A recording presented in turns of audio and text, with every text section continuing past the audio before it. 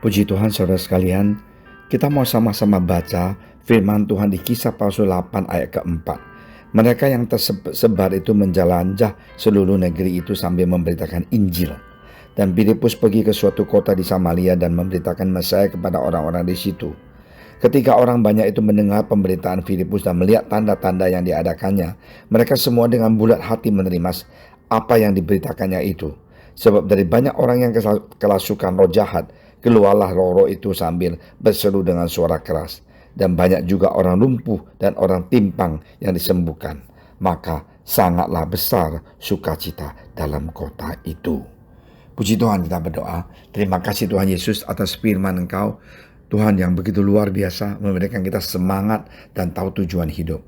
Tolonglah kami Tuhan, maafkan kami. Dalam nama Engkau Tuhan Yesus kami berdoa. Amin. Saudara sekalian, apa yang terjadi di Kisah Pasal 7 ya, firman Tuhan mengatakan bahwa Stefanus dibunuh dan dilemparin batu sampai mati ya. Nah, apa yang terjadi? Sedang mereka melemparinya, Stefanus berdoa katanya, "Ya Tuhan Yesus, terimalah rohku." Sambil berlutut ia berseru dengan suara nyaring, "Tuhan, janganlah tanggungkan dosa ini kepada mereka." Dan dengan perkataan itu meninggallah ia. Saudara sekalian, sesudah Stefanus meninggal, semua rasul-rasul itu, Filipus semuanya pada takut, semuanya pada kabur ke tempat berbeda-beda. Mereka khawatir. Tetapi ada satu hal, kemanapun mereka pergi, dimanapun mereka berada, mereka sambil memberitakan Injil. Nah, inilah uniknya jadi anak Tuhan. Tidak peduli kita ini siapa, dimanapun kita berada, bahwa mulut kita ini hanya satu. Perkataan kita bisa keluarkan, tapi perkataannya apa? Yaitu Yesus yang disampaikan. Dan Filipus pergi ke suatu kota yang nama Samaria. Di sana dia melakukan sesuatu luar biasa, mujizat terjadi. Banyak orang bertobat. Kadang-kadang kita lihat, kasihannya Stefanus mati ya. Iya kasihan. Tetapi di belakang kekasihan dia itu, Tuhan mempunyai rencana yang indah, yaitu supaya rasul-rasul dan murid-murid pengikutnya itu, mereka tersebar kemanapun. Dan di sanalah Injil ini disampaikan. Ada satu cerita yang benar-benar terjadi.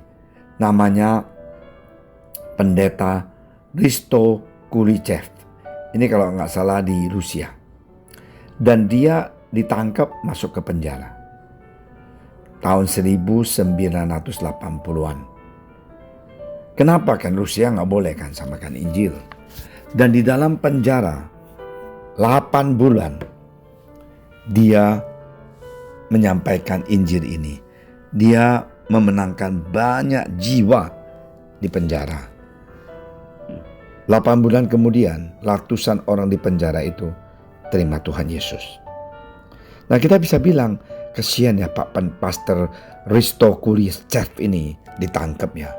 Tapi waktu dia keluar, dia dengan sukacita mengatakan, lebih gampang injilin orang di penjara karena gak bisa kemana-mana, tiap hari ketemu. Nah inilah, tapi dia sengsara, dia sengsara, dia masuk penjara. Tapi di belakang dia masuk penjara, banyak jiwa yang bertobat. Kadangkala di dalam kehidupan kita merasakan tertekan, kita mempunyai masalah, tapi di sanalah Tuhan mau kita melakukan sesuatu yang unik, yang aneh. Nah itulah Injil ini disampaikan.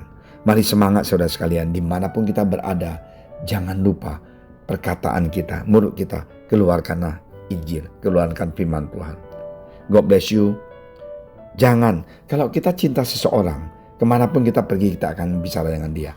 Karena itu kita cinta Yesus, kemanapun kita pergi, marilah kita sampaikan juga kasih Yesus kepada orang lain.